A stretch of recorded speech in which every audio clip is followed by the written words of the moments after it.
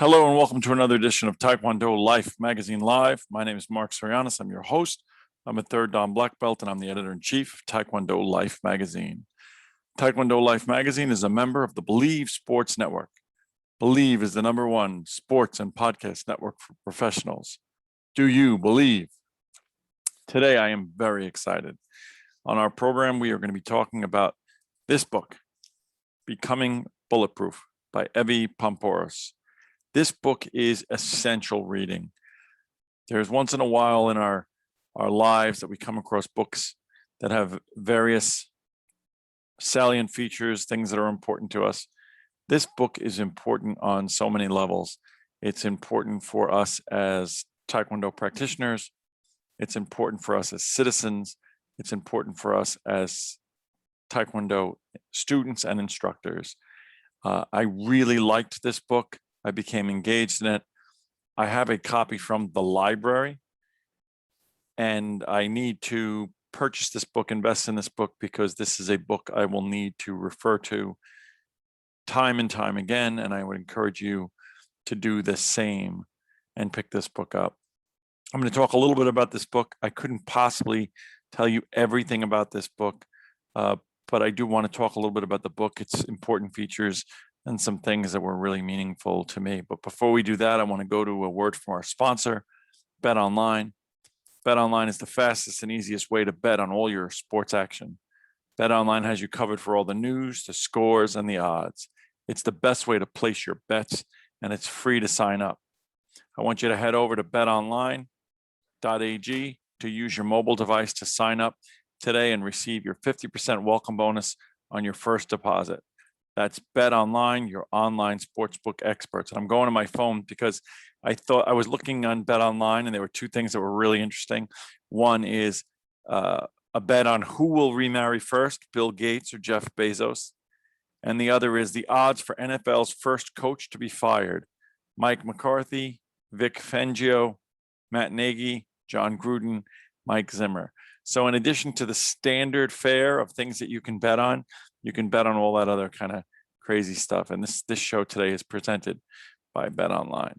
So as I said, this book is written by Evie Poumpouras. It is called Becoming Bulletproof. It came out just as the pandemic was getting started last year. And we had written to Evie Poumpouras through her media team to ask for her to come on as an interview because I had heard that the book was great. I wanted to read it. But she was too busy, I guess, doing book promotion with standard things that her publishers set up. In addition to the pandemic, she didn't come on. So it took me a little time to read the book. I didn't rush to read it because she didn't come on. And I'm sorry that I didn't do that. So even though she didn't come on as a guest, it doesn't change the fact that this is still such a meaningful and important book. Now, there are elements of this book I'm going to talk about that reminded me, and I'll talk more specifically about, as those of you know, a regular contributor to our show is Dave Young, Mr. Dave Young. Dave is very well known to the Taekwondo community. We did a special issue featuring the articles of Dave Young surrounding his book, How to Defend Your Family and Home, Outsmart an Invader, Secure Your Home, and Prevent a Burglary, and Protect Your Loved Ones from Any Threat by Dave Young. That book came out about 2 years ago. And we featured, actually, the publisher gave us permission to put a chapter in our book, our magazine, and we interviewed Dave on this program about that. So let me tell you a little bit about Evie Poumpouras. In addition to being a Greek like myself, in addition to being a New Yorker like myself, she is a former Secret Service special agent for the United States Secret Service. So what does that mean? That means exactly what you may think it means: someone who was in charge of detail regarding security for the president and the presidential envoys. She covered everyone from President Clinton, Hillary Clinton, the Bush family, Bush 1, Bush 41, Bush 43, Laura Bush, the Bush's daughter, one of the Bush's daughters, I apologize. She covered Barack and Michelle Obama. she has been a significant player on that scene. She's a former NYPD officer as well as a journalist. So she introduces us to the book. The book has got a little bit of biography in it, and it is not a pure biography of Evie, but it does give us the background about her and the credibility about her, and tells us a little bit about her story and her struggles, coming in as an outsider, as a woman, as a petite female into an all-male world. She talks a little bit about what she did and how she got involved, and the life lessons that she learned. Very, very helpful in terms of understanding and framing the book. She is also in that regard a 9/11 survivor. She was, as the Secret Service had an office in one of the World Trade Center buildings. She was there. The book opens with writing that is akin to any fictionalized or dramatic novel. It is heart-wrenching details of her experience the day of 9/11, escaping and surviving, and using her what she could in her capacity to help others in the 9/11 tragedy here in New York, the attack on the former Twin Towers. So, and she talks about that for the purposes of outlining the book and outline her commitment to service. And she talks about that in terms of that she dedicated the book to teaching people to become bulletproof, the theme of the book. And in that, what she's talking about is building up a layer of armor around yourself to protect yourself from harm and difficulties in life. She establishes in the book a very, very interesting dynamic where she talks about the difference between fear and panic. And she talks about the notion, this is really important, I think, for everybody. One of the things I loved about the book, that survival becomes about mastering your fear. We can't eliminate fear, right? The notion that we'll never have fear, she says, is not a real concept. But fear can be mastered, or it can go out of control, go off the rails. When it goes off the rails, it becomes panic. And panic is bad, but fear can be managed. And she talks about the proper ways to manage fear as a healthy and natural response to a perceived threat. The book is divided up into 3 key sections. The first section is called protection, protecting yourself and protecting others. This one is one that is a little bit closer to some of the things that I talked about in terms of the Dave Young book. Some of it relates to mentally being able to do that. Some of it relates to physically being able to do that, and we'll talk about that. The second part of the book is reading people, an important skill towards any aspect of your life, whether it be business, whether it be if you're in law enforcement like her, whether it be just communication with people, whether you're teaching as a Taekwondo instructor. And then the last one is exuding your influence. And she talks about the manners in which we have the ability to influence people in our lives through our actions, through our words, through our interactions. And she talks about it. It's particularly relevant in this day and age because she talks about it in terms of being able to do that through intelligent and strategic ways of behavior, as opposed to fear and intimidation, as opposed to shaking your fist at somebody, as opposed to insulting someone and telling someone that they're stupid and posting mean tweets about them. So she talks about that in a very, very detailed way with very specific. The book is filled with lists and charts and diagrams, which makes it a useful tool. And when I pick up my next copy of it, I'm going to go back and I'm going to write all over it. I'm going to use it as a working tool. So let's get into and jump into talking about Evie Pomporos' Becoming Bulletproof. I'm going to be referring to notes, which is something I don't normally do. I normally give an overview, but this book was so great and so important that I felt that in order to get the most out of it, I wrote notes. I would encourage you to do the same. She talks using very specific examples about fear and how fear is a natural response, but she also talks about us. A common theme in the book is us understanding ourselves, And that in order to be able to improve ourselves and get ourselves to the next level of where we want to be, we need to understand ourselves. As Taekwondo practitioners, this becomes really true, right? If we don't understand where we are, at what level we are as Taekwondo practitioners, how do we know where we need to be, right? Honest self-assessment is what we need. She talks about responses to fear being flight, fight, or freeze. So, right, so she, in her case, there was a situation where her home was robbed and her mom's response was to freeze. Her response was to fight. She ran after the person who robbed their house. Other people may freeze. We need to understand what our response is to fear in order to be able to determine what we want to do, where we want to go. And one of the things that the book sets up as a through line is that you don't ever want to understand or discover what your responses are to critical situations in those situations. So we have to test the waters. She talks a lot about martial arts, and she talks about the fact that you want to go to a martial arts program where you're going to engage with somebody, where you're going to get a hit, where you're going to get knocked around. Why?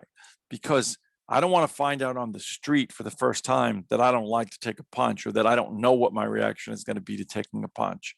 I want to be able to understand what my response is to a bad situation and manage it. If I'm a person who tends to freeze in a situation, but I want to be a person who tends to fight, or I want to know when I should flee, I'm only going to know those things based on putting myself in high pressure situations where it's going to get my blood going, and I'm going to be able to say, hey, this is how I think I respond to this, and this is what I need to do to make adjustments. She talks about a very interesting concept about the nature of our possible selves versus our feared selves in how we behave. And what she's talking about there is that we navigate life, and for many of us, we have two different things that guide us. One is, I'm afraid of who I'm going to be, so I do a lot of things in response to that. And the other is the person, the possible self that I want to be, and I behave in that way.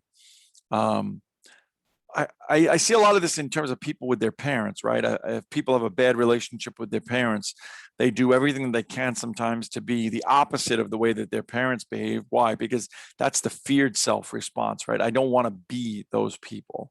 But you have other people who love the way their parents behave, and to some degree, that's the possible self reaction.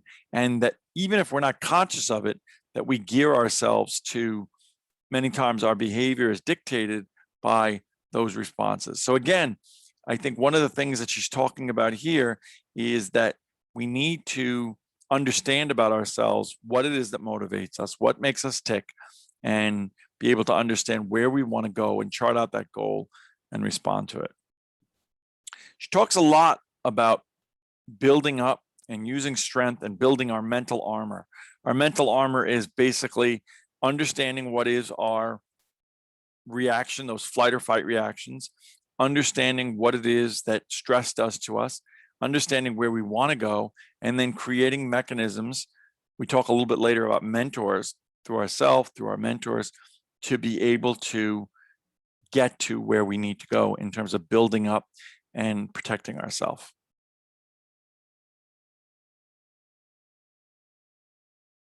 Common theme in the book, again, about self-understanding is understanding, being calm, being able to understand yourself and respond to situations. She talks a lot about the notion of problem mindset versus the solution mindset. Do you understand about yourself? Are you the kind of person who simply is able to point out the problems, right? We talk today a lot in society about Karens, right? The Karens are the ones who are complaining about anything. But what is the solution to problems? If we understand what problems are we able to map out solutions, or are we just simply engaging in blame? Are we simply pointing out the bad things in life? Are we simply pointing out the things the areas where we struggle? And she talks a lot about finding meaning in tragedy and helping us overcome pain and focusing on solutions rather than problems. And, you know, she gives some tips and solutions throughout this entire book. One of the thing she talks about is taking ownership of a situation. The other, which I think is really great, is when you have a problem, when you have a bad situation, to step out of it and to give yourself the perspective, to give yourself the advice that you would give to somebody else that you were talking to that had your problem. In other words, many of us are really good at this, right? We give good advice to our friends, we give good advice to our family, but we don't take that advice ourselves. She's talking about in a very practical way, removing yourself emotionally from a bad situation, pretending you're your friend, pretending you're your family member, and then give yourself the advice that you would give them and then follow that advice. She talks a little bit about doing things to disrupt yourself or separate yourself from bad decision making. And sometimes we make bad decisions because we're engaged so close to a bad situation. So she talks about going to the gym or counting to 10 or going for a walk or doing what you can to disrupt yourself from a bad situation. She gets more in the first part of the book, in the protection part, as I talked about with Dave, into some practical things that you need to do. And she'll talk about all these, but things that people are, situational awareness, things that we all need to become a little bit more aware of to keep ourselves safe, particularly in today's day and age. We need to be physically aware of where we are. We need to be aware of the people that are around us. We need to be visible. We need to take certain precautions, and we need to trust our instincts. She talks a lot about the fact that we have instincts, we have intuition, and that many times people have weird feelings, but they go against them because of our politeness, right? You feel someone is following you on the street, and you feel like it might be rude to cut across the street and walk away from that person. But meanwhile, maybe that person is a danger to us. What's more important, the person's feelings who you don't know, or your safety?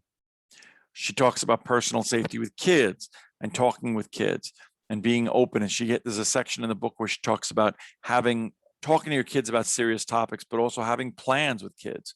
Again, she's very good at teaching us to do things very, very affirmatively and with great deliberation. She talks about having a meetup place for kids, teaching kids about disruptive behavior, anti-bullying, that 70% of kids are able to escape an abduction by acting in violent and loud ways. She talks about the psychology of the bully, the psychology of the predator, how they test the waters, how your body posture, how your verbal self-defense comes into play.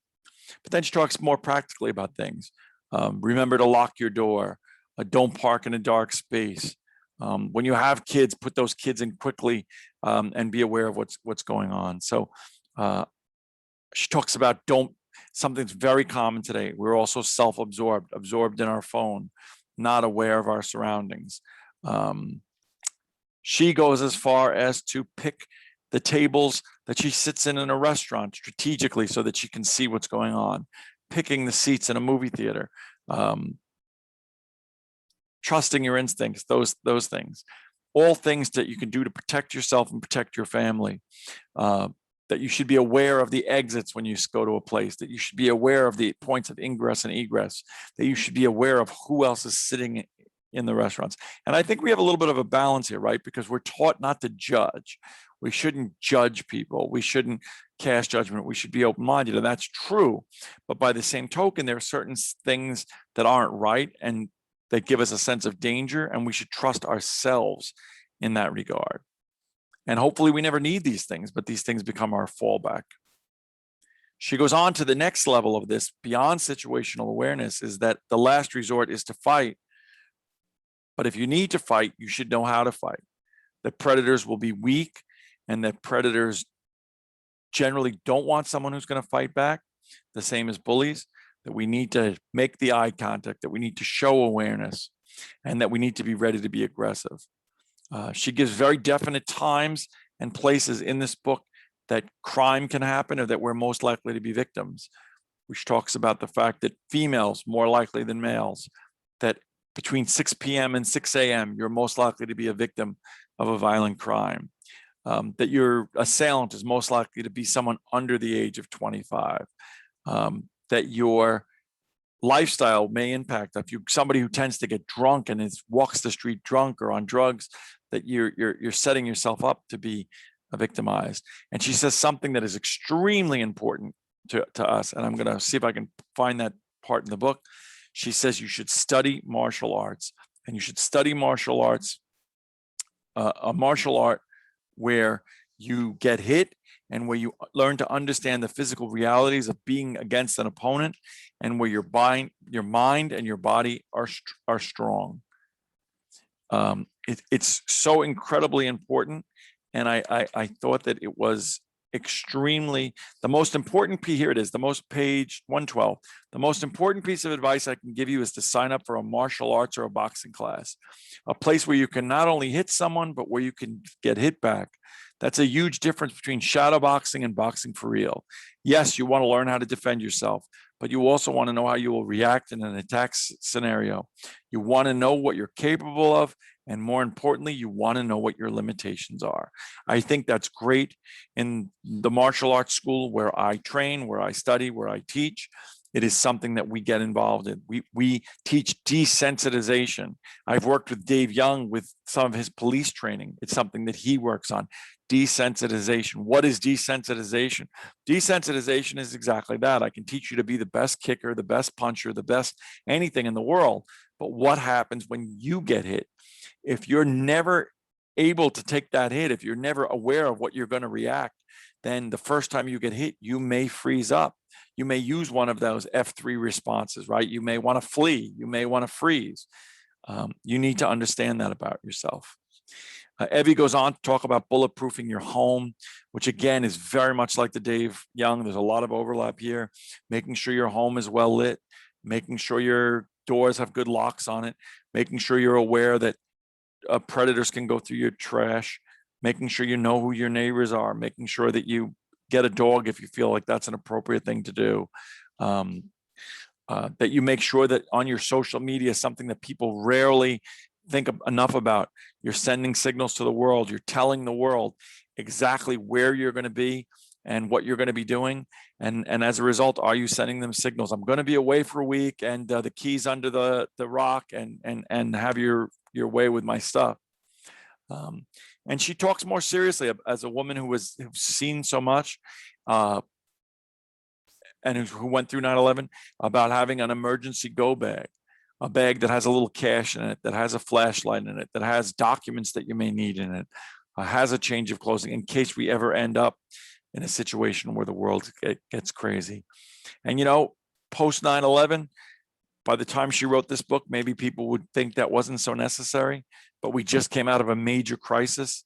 And I think people understand that anything can happen, right? The one thing the pandemic showed us is we don't know as much as we think we know about the world and about what our expectations are, even though we're in the 21st century, in the high time of technology, that the world can be a crazy and sometimes inhospitable place. The second part of the book talks about her understanding of reading people, and she's really, really good at reading people because that's part of what she needed to do. She was a lie detector specialist. She conducted numerous lie detectors for tests for federal agencies, not only for criminal defendants, criminal suspects, but for people that were looking to get hired by the federal government in Secret Service or other federal agencies. So she is really, really good at understanding how to read people. She talks a lot about this, and this is something that's just a general communication thing. I think it helped me in terms of understanding my communication with people, but it also helps me as a Taekwondo instructor to talk about becoming an active listener. Stop trying to control conversations. She talks a lot about being present in a conversation, not being distracted, not being prisoners of our cell phone when we're trying to communicate with people. Understanding the connection between our body and our words. Are they in harmony? She talks about the fact, and Tony Robbins talks about this a lot, and people who study NLP, that 65% of communication is nonverbal, which is why sometimes texting and emails can be very, very hard because we don't have intonation in there. We don't see, you know, even in today's day and age with Zoom communication, when we're in meetings and things of that nature, we're only seeing people's faces, right? We're not seeing their body. We're not seeing whether they're slouching. We're not seeing whether their feet are tapping. We're not seeing what their hands are doing. So she talks a lot about understanding the signs, whether people make eye contact, people's facial expressions when you're talking to them, things of that nature. Whether their hands are fidgeting, and what all of those things mean in terms of communication. She's also very, very good at not being formulaic, about not saying to you that you should read a book that says if someone's eyes go to the left, it automatically means they're lying. What she's talking about largely in terms of conversation is that when you get involved in real conversation with somebody and you become an active listener, you get a sense as to what their normal nature of their communication is. So that when you're able to speak to them on their level, you get a little bit of a sense of who they are. And then as you get into various topics or various issues, you understand the variations from the baseline, right? So if I'm somebody who normally doesn't make contact with you, or I don't make contact with anybody, the fact is that the fact that I don't make eye contact may be meaningless because I don't make contact with anybody because I'm a nervous person or I have some sort of an issue. But if I normally make contact with everybody, but you start to talk to me about something that's very personal to me and I don't make eye contact, what is that saying about me? She can have the ability to pick up on those subtleties.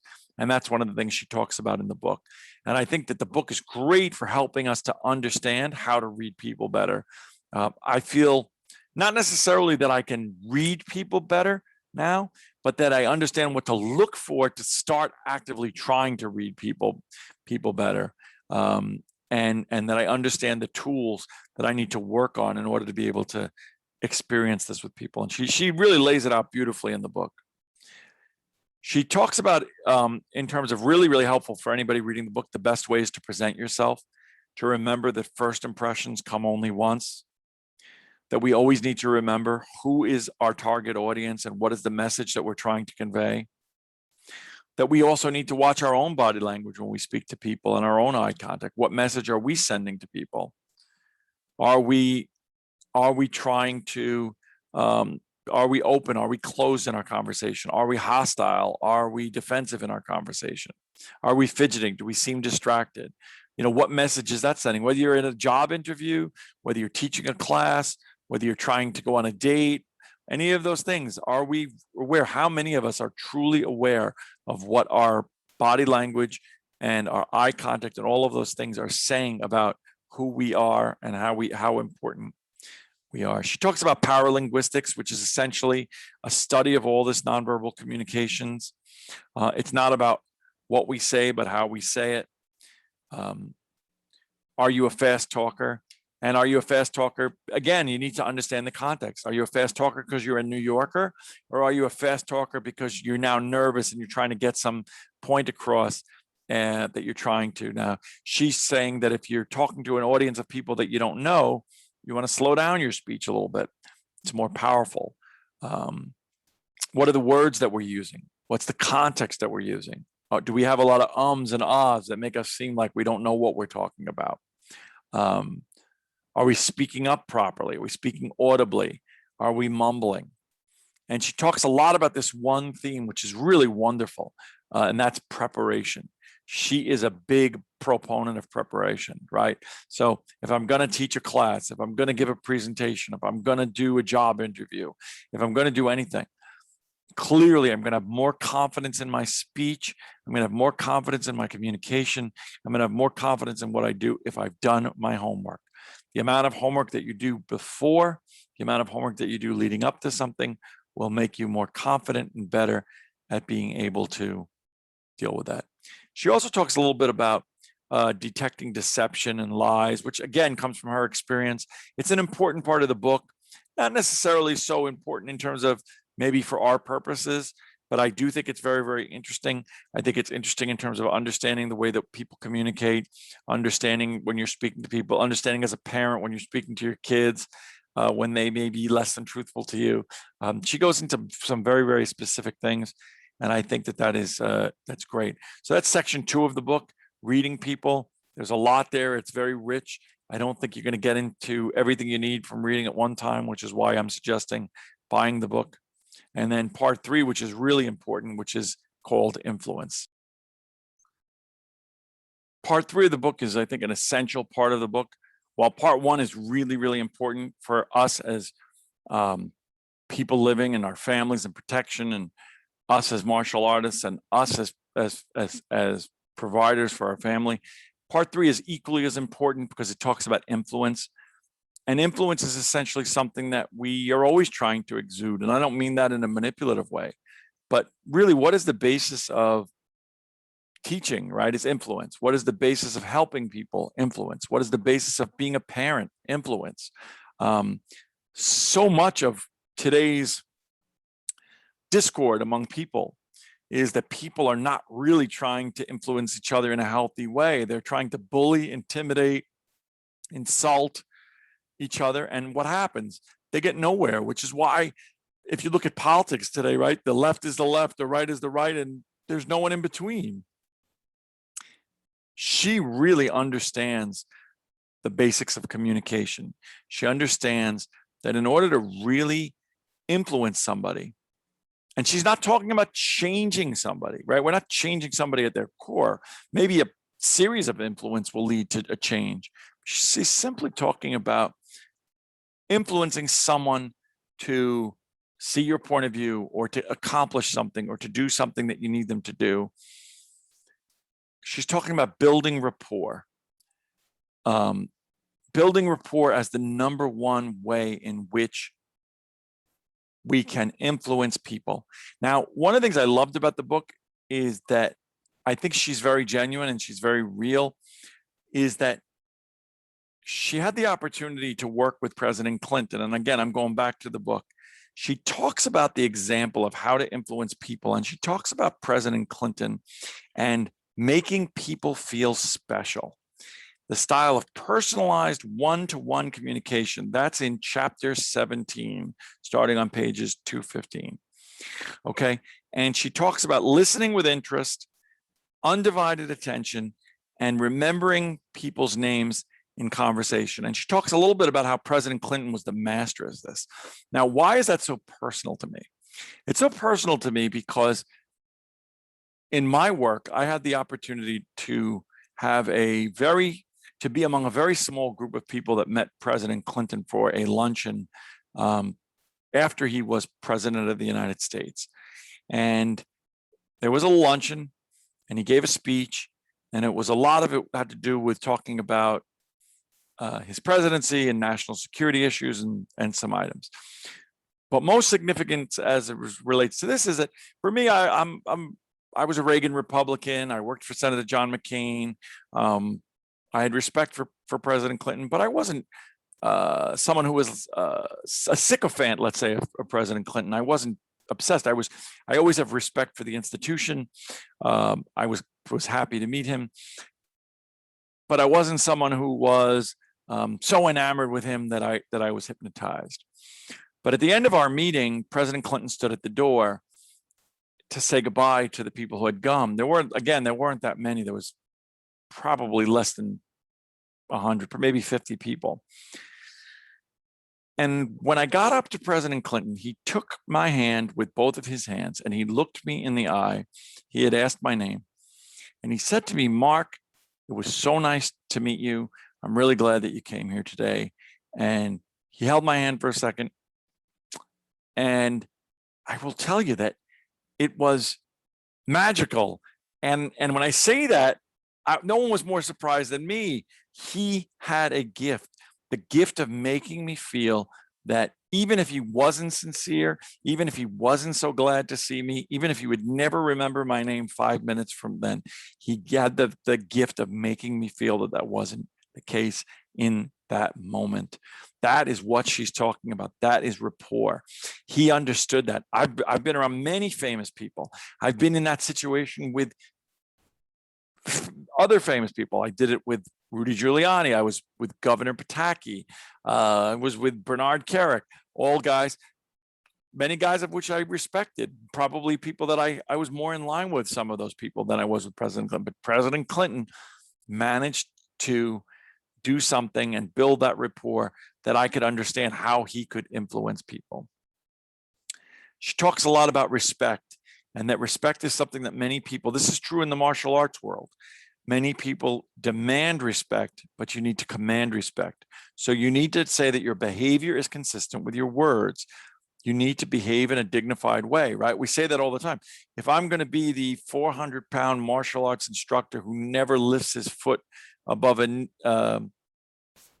ankle length, doesn't ever do anything to improve my own training, doesn't engage with my students, but I insist that they call me Kyosanim, then am I really doing anything other than demanding respect? Am I doing anything to command respect? Am I really going to be able to influence them to accomplish great things if that's my behavior? And she talks a lot about that.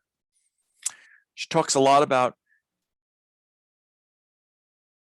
the natural affinity and alignment in conversations builds rapport, and rapport builds trust, and trust chemically creates synergies between people, right? It builds up oxytocin between people. People start to feel empathy towards each other. They start to be able to understand each other a little better, and they start to be able to communicate better, and influence occurs. She also provides a lot of techniques that I'm familiar with from NLP, techniques like mirroring. Mirroring is when you and I engage in a conversation, and I start to engage in a speech pattern that is very similar to yours. If I'm trying to influence you, that in a body pattern, perhaps my physical gestures start to mirror yours. Now, the one thing is this is a slippery slope. She's very, very clear about it, right? If I'm talking to somebody who's Southern and I start to delve into a Southern drawl and start to be calling people y'all, that perhaps it's not going to be mirroring. It's not going to be influence. It's going to be seen as making fun of, humiliating, poking fun at, and then it has the opposite effect. That's not what we're talking about. What we're talking about is, she gives a very good example, is that if I'm speaking to someone from the Midwest and I want to have a good conversation with them, that perhaps speaking at my New York rate of speed may not be the best way to communicate with them, because it isn't what they're used to, that I should slow my speech down. Now, I'm not doing that to make fun of them. I'm not doing that to poke fun at them. I'm doing that to be able to meet them at their level. Their level's not better. My level's not better. It's just their level. I'm the one trying to exude influence. I'm not trying to bring them to my level. I'm trying to bring myself to their level so that we can have a meaningful conversation. The other part of it is, she talked about keeping your ego in check, right? You got to be nice to people. You're not going to influence people by humiliating them. You're not going to influence people by embarrassing them. You're not going to influence people by treating them badly. You're going to influence people by showing them a certain amount of camaraderie, a certain amount of, we could find the areas in life where we're more the same than different. We're certainly going to get a lot more done. She talks a little bit more about the words that we use and the language that we use, and she gives a number of positive, open-ended types of phrases to open up conversations when we meet people, particularly in let's say for the first time for a job interview, maybe a new student who comes into our dojang, types of phrases and the types of opening remarks that will make people feel more comfortable, not necessarily word for word. She isn't giving it verbatim. What she's giving you is the posture and again, this comes down to neuro-linguistic programming as well. The vernacular that you would need to use to give people, certain words are going to make you feel more open. Certain words are going to make you feel more closed. Very, very interesting. She doesn't talk about this, but if you read Rhonda Byrne's The Secret talks a lot about changing your mindset and only speaking in positive terms. If I want to lose weight, it's healthier for me to say, I don't want to be fat anymore, or is it healthier for me to say, I want to start to engage in a healthy lifestyle to make myself healthy? Well, the first phrase has negativity in it, right? Fat and don't, and But the second one is all about my goal and my aspiration. They may lead to the same goal, right? I don't want to be fat anymore. I want to have a healthier lifestyle, eat better, so on and so forth. Well, they may be basically saying the same thing, but they're saying them in a different way. And what she's saying, what The Secret is saying, what neurolinguistic programming Richard Bandler is saying, and Tony Robbins is, when we choose to speak in that type of positive communication, we change our mindset and we change our ability to communicate and influence people. She talks about temperature. If you have the ability to control temperature in a meeting, warm is certainly better than cool. She talks about, again, being prepared. If I'm going to have a meeting with somebody, if I'm going to meet with somebody on a certain topic, I do it here for interviews. If I'm going to interview somebody, I want to know about what their life is, right? I want to know about their movies. I want to know about their book that they've written. I want to know about because in order for me to be able to connect with them, in order for me to be able to understand them, understand what questions to ask them, I need to have done my homework. And that's a common theme that she talks about throughout. She does a great discussion of physical space, and I'm going to go over it here quickly, but she has diagrams in the book. And I think we all understand this intuitively. We'll say to somebody, stay out of my personal space. There's a great natural understanding and response that all of us have. This again ties into that personal protection and our F3 in terms of our space, right? Our intimate space, which she says is 18 inches or more, that's reserved for people that are really close to us, right? My kids will come in that space. I'll hug them. A spousal partner will be in that space. You hug somebody, but sometimes you have no choice, right? I'm on the subway. Sometimes it's so crowded before the pandemic that people are in your intimate space. But if I'm standing on the street and someone's in that intimate space, I'm going to respond. I'm going to react. It's going to set off some signals and some concern for me, because that's way too close for somebody else to be who I don't know anything about. Then there's your personal space, and that's like up to 4 feet.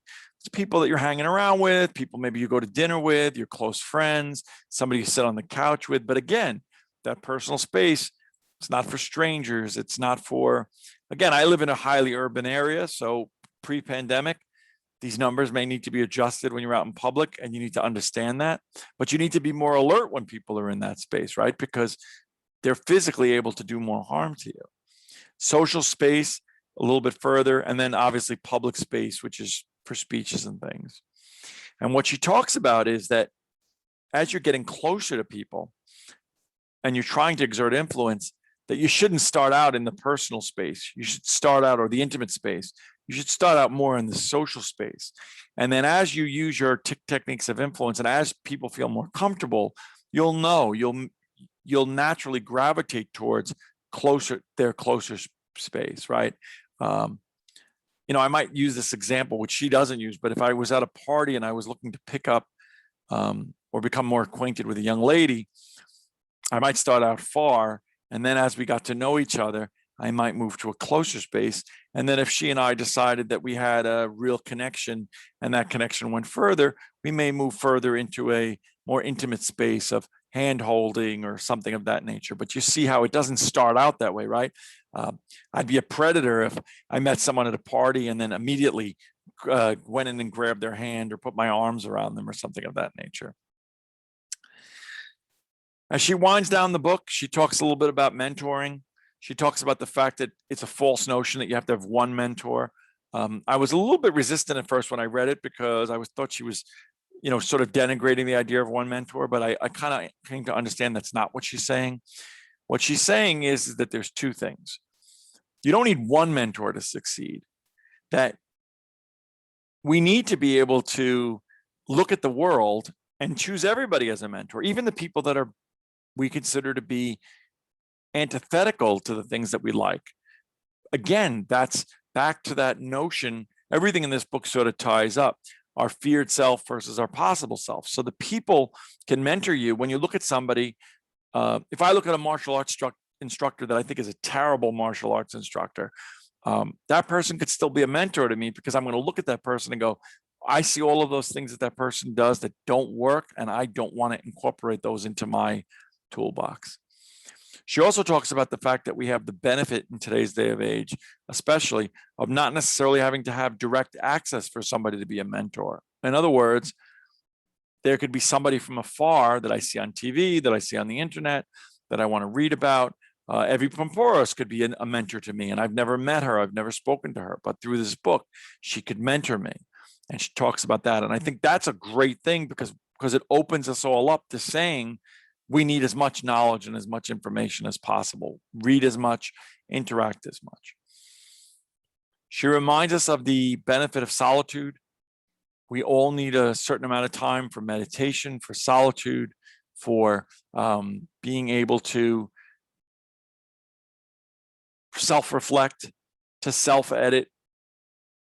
We need to assess ourselves honestly. She's very, very big on honest reflection, understanding you'll never get beyond where you are today if you don't look at yourself, understand what your limitations are, understand what your strengths are, understand what your limitations are, and then keep what's good and fix what needs to be fixed through a plan. She talks about self-doubt and self-editing, that we shouldn't. She tells an interesting story about the academy where she says she goes there to an elite academy and she asks them about how they weed out the people that are average from the people that are exceptional. And they made a comment that people that are average don't apply there. And the reason is because they're so riddled with self-doubt, they don't think themselves worthy. But maybe many of those people would have been worthy and they filtered themselves out. So she cautions, don't be so filled with self-doubt that you ruin your chances of being the best that you can be in life. She talks about sometimes you've got to not give a F, in other words, sometimes you have to dive into something. She talks about diving into, for her, Brazilian Jiu-Jitsu.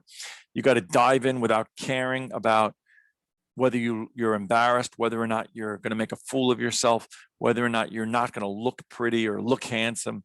That sometimes when you have a goal and you need to do something, that you shouldn't let again, it's more about your self-doubt, but it adheres into the vanity, hold you back from accomplishing what you need to accomplish.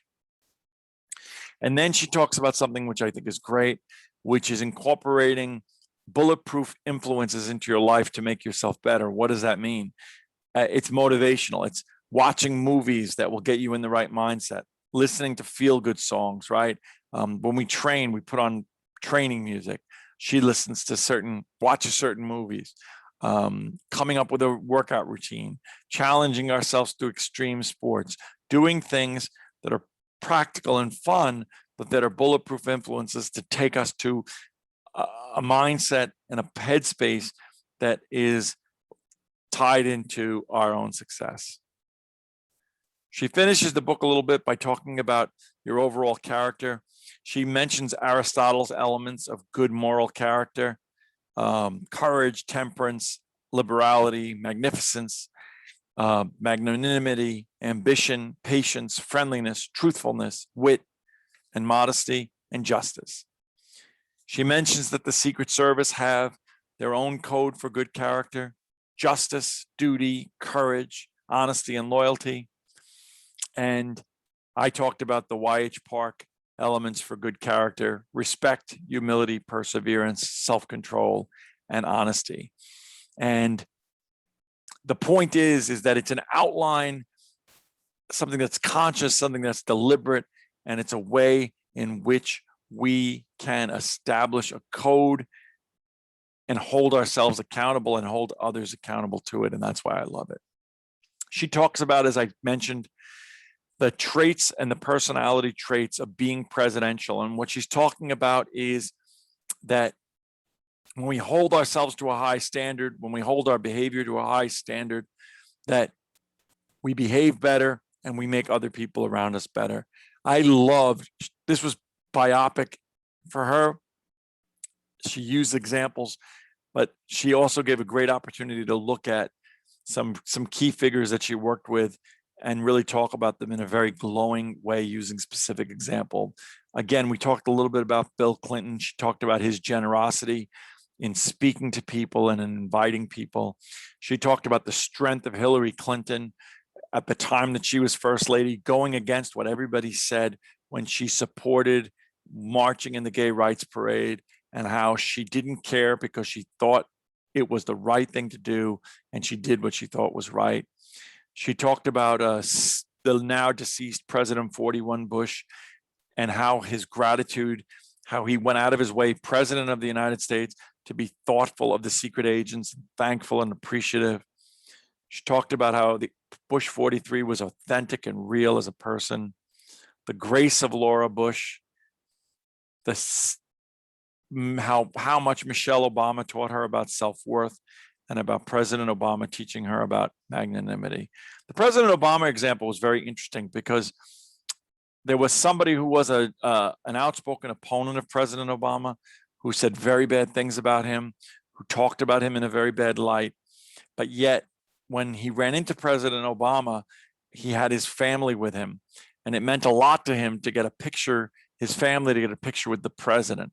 And the president could have used that opportunity to refuse them or to be catty about it because the guy had been so rude and horrible.